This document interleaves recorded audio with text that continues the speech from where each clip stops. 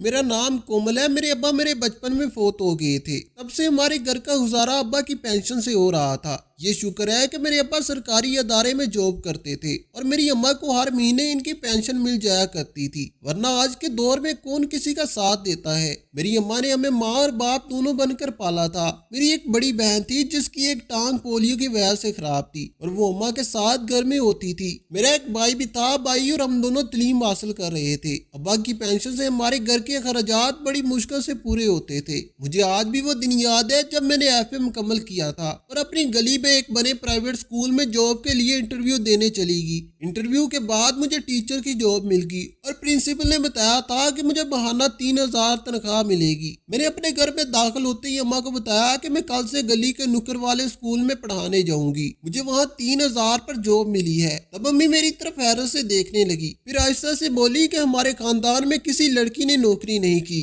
लोग क्या कहेंगे कि इनके घर में खाने को नहीं है, अब बेटी बाहर जाकर कमाएगी। तब मैं अम्मी की बातों पर चिढ़ गई और गुस्से से बोली, ये लोग तब कहाँ थे जब हमारी महदूद सी पेंशन थी और महीने के आखिर में हमारे घर में आटा खत्म हो जाता था। तब मुझे पता है कि आप दुकान से किस तरह आटा लाकर हमारे पेट भरती थी। इस वक्त तो ये लोग कुछ नहीं कहते थे तो अब भी कुछ नहीं कहेंगे, और अगर कहते भी हैं तो सच्ची बात है। अम्मी मुझे इन बातों की अब कोई परवाह नहीं है, मुझसे अब घुट घुट कर जिंदगी नहीं गुजारी जाती। मेरी बात सुनकर अम्मी इंतहाई गुस्से में आ गई। तुमने कौन सा घुट घुट कर वक्त देख लिया है जो मुझे बातें सुनाई जा रही हो? अच्छा भला 3 वक्त का खाना पेट भर कर मिल जाता है तो फिर क्या मसला है तुम्हें? अम्मी जिंदगी गुजारने के लिए सिर्फ 3 वक्त का खाना जरूरी नहीं होता, इसके साथ साथ और फिर दीगर लवाजमात जरूरी होते हैं। अच्छा तो वो लवाजमात मेरी रानी के लिए क्या है? अम्मी ने तंजिया कहा तो मैंने कहा, अम्मी कभी आपने सोचा है कि इतनी गर्मियां इतनी सर्दियां हम पर कैसे गुजरी हैं? हमने कभी किसी साल भी नया सूट नहीं बनवाया,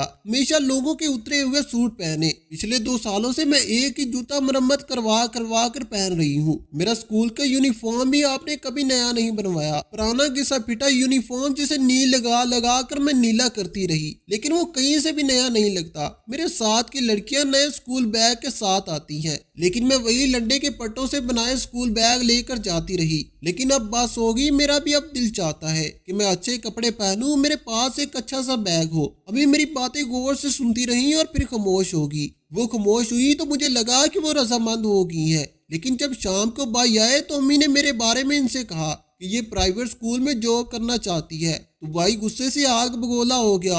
वो कहने लगा कि कोई जरूरत नहीं है घर से कदम निकालने की, आराम से घर में बैठो।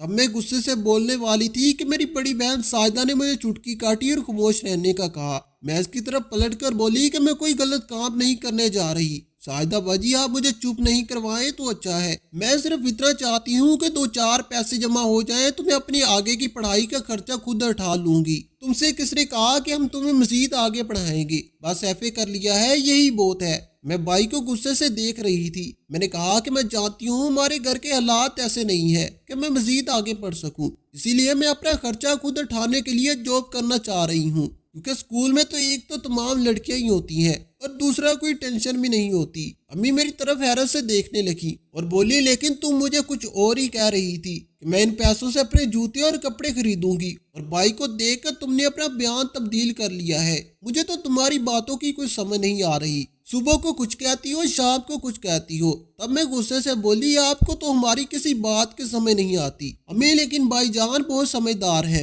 वो अच्छी तरह से समझ रहे हैं कि मैं क्या कहना चाहती हूँ। अम्मी बिना तलीम के भी लड़कियों की कोई जिंदगी नहीं है। मेरी बात सुनकर भाई बोले कि ठीक है तुम स्कूल में जॉब कर लो, लेकिन याद रखो कि मैं कोई ऐसी वैसी बात न सुनूं। अगर मैंने कोई ऐसी वैसी बात सुनी तो याद रखना वो दिन तुम्हारी जिंदगी का आखिरी दिन होगा। भाई की बात कड़वी तो थी, लेकिन मैंने इस वक्त खामोश रहना ही बेहतर समझा, क्योंकि अगर मैं थोड़ा सा भी मजीद बोलती तो हो सकता था कि मेरे गैरतमंद भाई को बहुत तकलीफ होती, और अब जो मुझे जॉब की इजाजत मिली थी इससे भी हाथ धो बैठती। मैं कमरे में आई तो न जाने क्यों मेरी आंखों में आंसू आ गए थे। मेरी बहन कहने लगी कि पगली अब क्यों रोती है, अब तो भाई ने भी इजाजत दे दी है। मैंने आंसू पोंछते हुए कहा कि मुझे भाई की समझ नहीं आती, वो खुद तो जो मर्जी करते रहे, लेकिन बहनों के हवाले से ये कैसी सोच रखते हैं। मैं बाहर जॉब करने के लिए और अपने हालात को बेहतर करने के लिए ये सब कर रही हूँ, और मेरा भाई समझता है कि मैं बाहर इसकी आज़ादी का नाजायज फायदा उठाऊंगी। भला ऐसे भी भाई होते हैं क्या? मैंने दुखी लहजे में कहा। मेरी बहन साजिदा मुझे गले लगाकर तसल्ली देते हुए बोली, चलो कोई बात नहीं, दिल पर मत लो, इतनी सी बात पर दिल बुरा नहीं करते। और फिर अपनी चारपाई पर जाकर सिलाई कढ़ाई करने लगी। बहरहाल मेरे लिए ये काफी था कि मुझे भाई और अम्मी की तरफ से इजाजत मिल गई थी। अब मुझे कल स्कूल जाने की टेंशन होने लगी, क्योंकि मेरे पास कोई अच्छा सूट नहीं था जो मैं पहन कर जाती। मैंने अपनी फिक्रमंदी का इजहार जब अपनी बहन सायदा के सामने किया तो वो मुस्कुराते हुए कहने लगी कि इसका भी हाल है। तो मैं इनकी तरफ हैरानगी से देखने लगी। तुम अपने कपड़ों के ऊपर मेरे गहरे कलर का अबाया पहन कर जाया करो और ऊपर से स्टारलर ले लो, जो तुम्हें इसका बहुत बड़ा फायदा होगा। मैं मुंह बनाते हुए बोली, भला इसका क्या फायदा होगा जब कपड़े ही नजर नहीं आएंगे। तब वो हंसने लगी, पागल लड़की, तुम्हें फायदा ये होगा कि रोज रोज नए कपड़े बनाने के झंझट से तुम आजाद हो जाओगी। लो बताओ, मैं कपड़े बनाने के लिए ही तो ये जॉब कर रही हूँ, और आप है कि मुझे कहती हैं कि नए कपड़े बनाने की जरूरत ही नहीं है। मेरी बहन कहने लगी कि तुम एक माँ इन्हीं कपड़ों के साथ चली जाओ और जब तनख्वाह मिलेगी इनसे नए कपड़े बना लेना। मुझे इनका ये आइडिया बहुत पसंद आया और मैंने ऐसे ही किया। स्कूल का माहौल इतना बुरा नहीं था, बस प्रिंसिपल अजीब सख्त मिजाज के इंसान थे। छोटी छोटी बात पर बुरी तरह से बेइज्जती करते थे, तब मेरा रोने को दिल चाहता था। जब महीने के आखिर में मुझे तनख्वाह मिलती तो मेरी सब परेशानियां खुशी में तब्दील हो जाती। मैंने अपनी तालीम भी जारी रखी हुई थी, लेकिन मेरी तनख्वाह बहुत कम थी, जिसकी वजह से मुझे तिनका जोड़कर भी बचत न हो पाती थी। बस मैंने पहले महीने ही अपने लिए सूट खरीदे थे। इसके बाद मेरी सारी तनख्वाह मेरी पढ़ाई पर खर्च हो रही थी। नए कपड़े और जूतों की चाहत तो एक हसरत ही बनकर रह गई थी, लेकिन साहिदा बाजी के प्लान ने मेरा बरम कायम रखा हुआ था, वरना मेरी सारी तनख्वाह तो कपड़ों और जूतों में लग जाती और मेरे हाथ कुछ न आता। मैं बस ये चाहती थी कि मैं इतना पढ़ लिख जाऊं कि एक अच्छी नौकरी हासिल करूं। इसी तंग दो में सोच विचार करती रही और अपनी पाई पाई बचा कर रखती, क्योंकि मैंने देख लिया था कि स्कूल में जॉब आप चाहे कितनी ही मेहनत करें, लेकिन आपको इसका अच्छा सिला अच्छी तनख्वाह की सूरत में नहीं दिया जाता। बल्कि इन मालकान का जब दिल चाहता है, छोटी छोटी गलती पर आपको स्कूल से बाहर का रास्ता दिखा देते हैं, और वो आपकी सारी मेहनत जो आपने स्कूल के बच्चों पर लगाई होती है वो मिट्टी में मिल जाती है। इसका अंदाजा मुझे इस वक्त हुआ जब मैंने अपने स्कूल की 2-3 टीचर्स को, जिनको यहाँ पर तकरीबन 1 साल हो चुका था, एक मामूली सी गलती पर इन्हें स्कूल से निकाल दिया गया था। और जब वो रोते हुए यहाँ से निकली तो मुझे अफसोस इस बात का था कि वो बेहद जरूरतमंद थी, जो अपने घर की परेशानियों और तंगदस्तियों की वजह से ये जॉब करने पर मजबूर हो गई थी। लेकिन स्कूल के मालकान कभी किसी की मजबूरी नहीं समझते।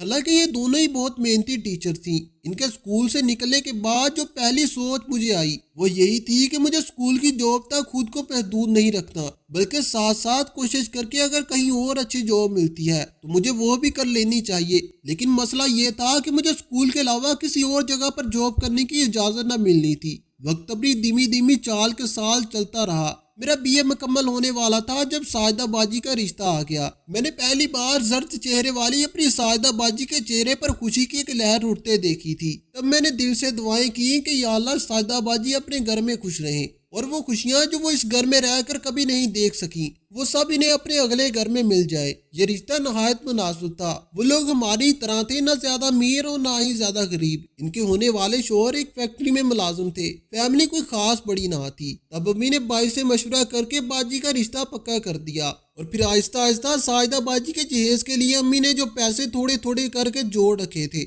इनसे कुछ न कुछ सामान लेने लगी। लंबा चौड़ा जहेज तैयार करने की इस्तात तो हमारी ना थी, लेकिन जो कुछ हो सकता था वो इनके लिए किया गया। और यूं साहिदा बाजी रुखसत होकर अपने ससुराल चली गई। मैं इस रात अपने कमरे में फूट फूट कर रोई, क्योंकि मैं बचपन से अब तक साहिदा बाजी के साथ ही सोती रही थी। हम दोनों बहनें एक दूसरे के सुख दुख में साथ रहते थे, लेकिन आज मैं अकेले रो रही थी। और मुझे सीने से लगाकर चुप करवाने वाली साहिदा बाजी, जो हमेशा मुझे तसल्ली देकर मेरी उम्मीद और हौसले को बढ़ा देती थी, आज वो मुझे कहीं नजर न आ रही थी। ऐसे में मैंने इनकी खुशियों भरी जिंदगी के लिए ढेरों सारी दुआएं मांगी, लेकिन शायद मेरी दुआओं में असर नहीं था। इसलिए एक माँ के अंदर अंदर ही साहिदा बाजी की शादीशुदा जिंदगी में हम सब क़यामत देख रहे थे। इससे पहले तो हमें कभी अपनी बहन की किसी कमी का एहसास न हुआ था, लेकिन इनका शोहर इन्हें उठते बैठते कभी लंगड़ी तो कभी मजदूर कहकर इन्हें ज़हनी अजियत देता रहता, और अपने बहनोई के ऐसा बार बार कहने पर हमें भी एहसास होता था। हालांकि इसमें साहिदा बाजी का कोई कसूर नहीं था।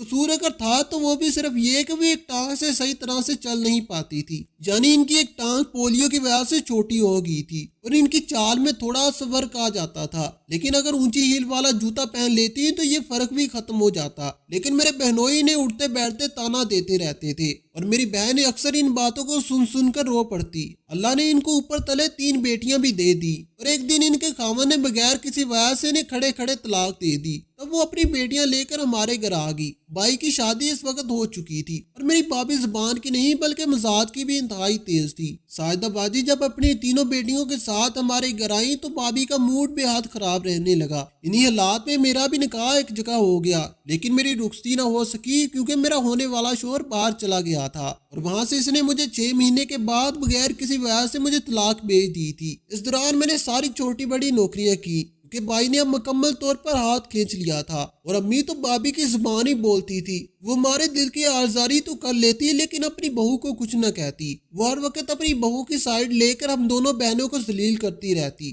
سعادہ باجی نے کپڑوں کی سلائی کا کام پکڑ لیا تھا، لیکن ان کی صحت اجازت نہیں دیتی تھی کہ وہ یہ کام مسلسل کرے۔ دوسری طرف بھائی نے سعادہ باجی کو الگ کر دیا تھا اور انہیں اوپر والے پورشن میں ایک کمرہ دے دیا۔ میں امی پر بہت خفا ہوئی کہ سعادہ باجی کو آپ نے الگ تو کر دیا ہے، لیکن وہ اپنے گھر کا نظام کیسے چلائے گی؟ اوپر سے آپ بجلی اور گیس کا بل بھی ان سے لے رہی ہیں، تو یہ شاید ناانصافی ہے۔ یہ بات میں امی سے کر رہی تھی، لیکن میری بھابھی نے سن لی اور پھر میری شامت آ گئی۔ بھابھی کے ذریعے یہ بات جب بھائی تک پہنچی تو انہوں نے مجھے صاف صاف کہہ دیا کہ اگر تمہیں زیادہ ہی ہمدردی ہے تو ان کا خرچہ تم اٹھا لو، میں اس کی ذمہ داری اٹھا نہیں سکتا۔ میں نے امی کی طرف دیکھا لیکن امی منہ موڑ کر بیٹھ گئی۔ اب میں نے اپنے دل میں ٹھان لی کہ میں اپنی بہن کو یوں سکتا تڑپتا نہیں دیکھوں گی، اور جہاں تک ہو سکا میں اپنی غریب بہن کے لیے اتنا ضرور کروں گی کہ اس کے بچے بھوکے نہ مرے۔ انہی دنوں مجھے اپنی سہیلی کے توسط سے ایک نجی ایئر لائن میں ایئر ہوسٹر کی جاب کا پتہ چلا، تو میں وہاں بھی انٹرویو دینے کے لیے چلی گئی۔ جیسا کہ میں نے پہلے بتایا تھا کہ میرا قد کاٹ اور رنگ روپ اچھا تھا، تو مجھے 1 ہفتے کے اندر اندر کال وصول ہوئی اور مجھے ایئر ہوسٹر کی جاب مل گئی۔ میری خوشی کی انتہا نہیں تھی۔ میں نے یہ خبر جب سعادہ باجی کو سنائی تو وہ بہت خوش ہوئی۔ اس دن میری بہن کے گھر میں آٹا ختم تھا، میں نے چپکے سے بھابھی کے پورشن میں آ کر ان کے کچن میں سے تھوڑا سا آٹا نکالا اور جا کر سعادہ باجی کو دے دیا کہ وہ روٹیاں پکا کر بچوں کو دے، وہ بھوکے ہیں۔ لیکن خدا جانے یہ بات امی کو کیوں ہضم نہ ہوئی اور انہوں نے بھائی سے میری شکایت لگا دی۔ اس دن کے بعد کچن کو تالا لگنا شروع ہو گیا۔ میں اپنے بھائی اور بھابھی پر اتنا حیران نہ ہوئی جتنی حیرانگی مجھے اپنی سکی ماں پر تھی۔ وہ اپنی بیٹی اور اس کے بچوں کو بھوکا دے کر کیسے اپنا پیٹ بھر سکتی ہے؟ بھائی تو اپنی بیوی کے اشاروں پر ناچ رہا تھا، لیکن امی اگر چاہتی تو سعادہ باجی کی مدد کر سکتی تھی۔ لیکن خدا جانے ان کے سینے میں اللہ نے کیسا سخت دل رکھا تھا، انہیں اپنی بیمار بیٹی پر ترس بھی نہیں آتا تھا۔ مجھے یہ یقین آ گیا کہ اب ہماری زندگی بس اپنے بلبوتے پر ہی گزرے گی۔ بھائی اور امی کی طرف سے ہمیں اب کوئی مالی سپورٹ نہیں مل سکتی۔ امی اور بھائی نے میری جاب کی مخالفت تو بہت کی، لیکن پھر وہ خاموش ہو گئی کیونکہ میں نے ان کی کوئی بات نہیں سنی۔ اس نجی ایئر لائن میں میری جاب شروع ہوئے کافی دن ہو چکے تھے، اور میں اپنی جاب سے اس لیے مطمئن تھی کہ میرے مالکان میری کارکردگی پر نہ صرف خوش تھے بلکہ مجھ پر یقین بھی کرنے لگے تھے۔ ہماری ایئر لائن پر بہت امیر کبیر لوگ سفر کرتے تھے۔ دوران پرواز اپنی چیزیں خاص کر موبائل استعمال کرتے کرتے اپنی سیٹ کے ساتھ لگی ہوئی ٹیبل پر انتہائی لاپرواہی سے رکھ دیتے اور سو جاتے۔ میں آتے جاتے کئی بار ان لوگوں کو دیکھتی، اور ایک دن میں نے بہت خاموشی کے ساتھ جہاز لینڈ کرنے سے تھوڑی دیر پہلے ایک کسٹمر کا موبائل اٹھایا اور اسے اپنی جیب میں ڈال دیا اور باتھ روم میں جا کر اس کو فوراً بند کر دیا، اور دوسرے ملک کے ایئرپورٹ پر اترنے کے بعد میں نے وہ موبائل چپکے سے ایئرپورٹ سے نکال کر باہر فروخت کر دیا، اور یوں میرے پاس ایک اضافی رقم آ گئی، اور بس پھر تو یہ سلسلہ جیسے چل ہی پڑا تھا۔ میرے لیے یہ پیسوں کا لالچ اس لیے بھی بڑھ گیا کہ میری زندگی کا واحد مقصد سعادہ باجی اور ان کے بچوں کو اچھی زندگی دینا تھا۔ میں انہیں یوں بے بس لاچار نہیں دیکھ سکتی تھی، لیکن مجھے اس بات کا علم نہیں تھا کہ کسٹمر اپنی چیزوں کی گمشدگی کی رپورٹ کرنے لگے ہیں۔ انتظامیہ کو مجھ پر شک رہنے لگا تھا کیونکہ تمام ایئر ہوسٹر میں سے نئی میں تھی، اور جب سے میں آئی تھی تب سے شکایتوں کے انباز بھی لگنا شروع ہو گئے تھے، لیکن میں ہر بات سے بے خبر اپنے ہاتھوں کی صفائی دکھاتی چلی گئی۔ یہاں تک کہ ایک بار میں نے میز پر رکھے ہوئے ایک بہت ہی خوبصورت اور قیمتی پاؤچ کو اٹھا کر اپنے کیبن میں چھپا دیا، لیکن بدقسمتی سے اس پاؤچ کو کھولنے کا مجھے وقت ہی نہ ملا۔ میں نے وہ پاؤچ ایسے اپنے بیگ میں رکھ لیا۔ اچانک شکایتیں بڑھنے کی وجہ سے ایک دن انتظامیہ نے مجھے جہاز میں سوار نہ ہونے دیا اور روک لیا، اور مجھے کہا کہ میں انہیں اپنے کمرے کی تلاشی دوں۔ میں نے اپنے کمرے میں لے آئی جہاں پر انہوں نے میرا بیگ دیکھ لیا جس میں چرائی ہوئی چیزیں لا کر ڈال کر رکھتی تھی۔ اچانک انہوں نے وہ بیگ جب ہاتھ میں لیا تو مجھے لگا کہ سب ختم ہو جائے گا اور مجھے پولیس کے حوالے کر دیا جائے گا۔ میں نے اپنی آنکھیں بند کر لی اور اپنے اللہ سے مدد طلب کرنے لگی، اور دل میں کہا کہ اے اللہ مجھے اس بار بچا لے، میں سچے دل سے توبہ کرتی ہوں کہ میں کبھی ایسا گناہ نہیں کروں گی۔ پھر تصور میں اپنی بہن اور اس کے بچوں کو دیکھنے لگی جو میرے اسرار پر کھل کر سانس لینے لگے تھے، جو اب قدرے بہتر کھانا کھانے لگے تھے۔ میری بہن ساجدہ کا علاج چل رہا تھا اور وہ اب کافی بہتر تھی۔ مجھے لگا اب تو میری عزت جائے گی اور ساتھ یہ نوکری بھی چلی جائے گی اور پھر شاید ہی مجھے ایسی نوکری مل پائے۔ لیکن میری حیرت کی انتہا نہ رہی جب میرے بیگ کی تلاشی لینے کے بعد دونوں افسران مجھ سے معذرت کرنے لگے کہ انہوں نے مجھ پر شک کیا تھا۔ میں حیران ہو کر ان کی طرف دیکھنے لگی تھی۔ میں نے اپنے بیگ میں جا کر دیکھا تو میری آنکھیں پھٹی کی پھٹی رہ گئی کیونکہ میرے بیگ میں غلاف کعبہ کا ایک پیس پڑا ہوا ملا تھا۔ جانے کیوں اللہ کے گھر کا غلاف دیکھ کر میری آنکھیں بھر آئیں اور میں رو پڑی کہ میرے اللہ نے مجھ پر کیسا پردہ ڈالا تھا۔ یہ میری سمجھ سے بہتر تھا۔ حالانکہ اگر اللہ چاہتا تو میری پول کھل سکتی تھی، لیکن میں قربان جاؤں اللہ پر کہ اس نے میری نیت دیکھی۔ میں نے اس وقت سچے دل سے توبہ کر لی تھی۔ وہ جانتا تھا کہ میں ان پیسوں سے 3 بچوں کا پیٹ پال رہی تھی، لیکن میں اب کبھی بھی غلط راستے پر نہیں چلوں گی کیونکہ اللہ بھی بار بار ہماری غلطیوں پر پردہ نہیں ڈالتا۔ شاید اللہ تعالیٰ نے مجھے ایک موقع دیا تھا کہ میں سنبھلنا چاہتی تھی۔ امی بنا تعلیم کے بھی لڑکیوں کی کوئی زندگی نہیں ہے۔ میرے بات سن کر بھائی بولے کہ ٹھیک ہے تم اسکول میں جاب کر لو، لیکن یاد رکھو کہ میں ایسی ویسی کوئی بات نہ سنوں۔ اگر میں نے ایسی ویسی کوئی بات سنی تو یاد رکھنا وہ دن تمہاری زندگی کا آخری دن ہوگا۔ بھائی کی بات کڑوی تو تھی لیکن میں نے اس وقت خاموش رہنا ہی بہتر سمجھا کیونکہ اگر میں تھوڑا سا بھی مزید بولتی تو ہو سکتا تھا کہ میرے غیرت مند بھائی کو تکلیف ہوتی، اور اب جو مجھے جاب کی اجازت ملی تھی اس سے بھی میں ہاتھ دھو بیٹھتی۔ میں کمرے میں آئی تو نہ جانے کیوں میری آنکھوں میں آنسو آ گئے تھے۔ میری بہن کہنے لگی پگلی اب کیوں روتی ہے، اب تو بھائی نے بھی اجازت دے دی ہے۔ میں نے آنسو پوچھتے ہوئے کہا کہ مجھے بھائی کی سمجھ نہیں آتی، وہ خود تو جو مرضی کرتے رہے لیکن بہنوں کے حوالے سے یہ کیسی سوچ رکھتے ہیں۔ میں باہر جاب کرنے کے لیے اور اپنے حالات کو نئے اسکول بیگ کے ساتھ آتی ہیں، لیکن میں وہی لنڈے کے پٹوں سے بنایا اسکول بیگ لے کر جاتی رہی۔ لیکن اب بس بہت ہوگی، اب میرا بھی دل چاہتا ہے کہ میں اچھے کپڑے پہنوں، میرے پاس ایک اچھا سا بیگ ہو۔ امی میری باتیں غور سے سنتی رہی اور پھر خاموش ہوگی۔ وہ خاموش ہوئی تو مجھے لگا کہ وہ رضامند ہو گئی ہیں، لیکن جب شام کو بھائی آئے تو انہوں نے میرے بارے میں ان سے کہا کہ یہ پرائیویٹ اسکول میں جاب کرنا چاہتی ہے، تو بھائی غصے سے آگ بگولا ہو گئے۔ وہ کہنے لگے کہ کوئی ضرورت نہیں ہے گھر سے باہر قدم نکالنے کی، آرام سے گھر میں بیٹھو۔ تب میں ایک دم غصے سے بولنے والی تھی کہ میری بڑی بہن ساجدہ نے مجھے چٹکی کاٹی اور خاموش رہنے کا اشارہ کیا۔ میں اس طرح پلٹ کر بولی کہ میں کوئی غلط کام تو کرنے نہیں جا رہی۔ ساجدہ باجی آپ مجھے چپ نہیں کروائے تو اچھا ہے، میں تو صرف اتنا چاہتی ہوں کہ 2-4 پیسے جمع ہو جائے۔ بولی بھلا اس کا کیا فائدہ ہوگا،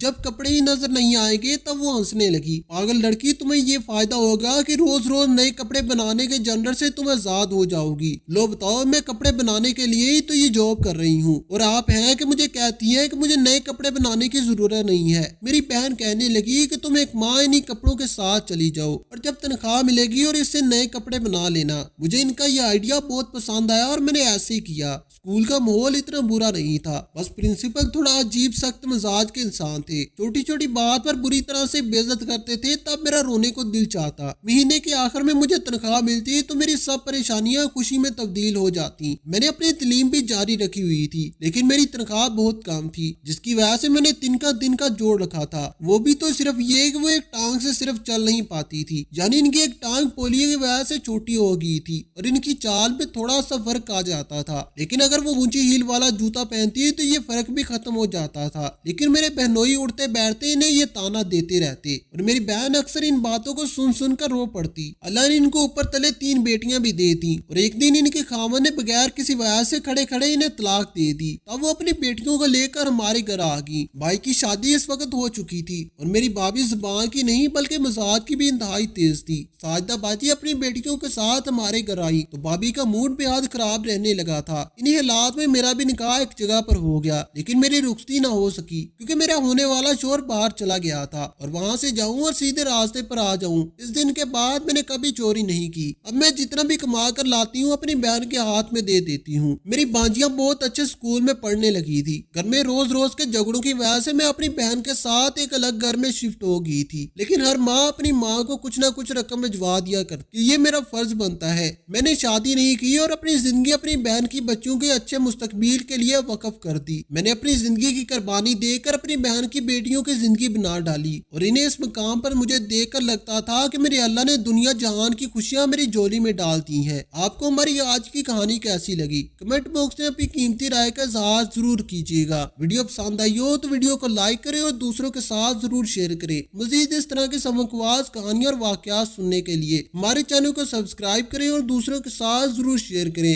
शुक्रिया। खुदा हाफिज।